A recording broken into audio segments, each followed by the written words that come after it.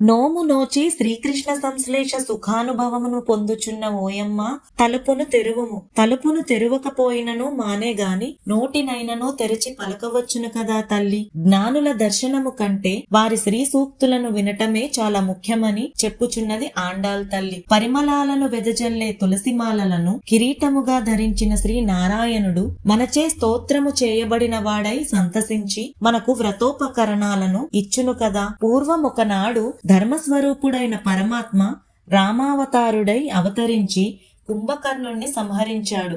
ఆ కుంభకర్ణుడు తన పెనునిద్రను నీకేమైనా కానుకగా ఇచ్చినారా ఏమి?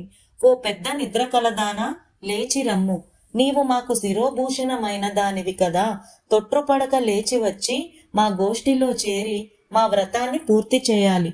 కనుక నీ యోగ నిద్రను వీడ్చి లేచి రావమ్మా అని 5వ గోపికను మేల్కొనుచున్నారు.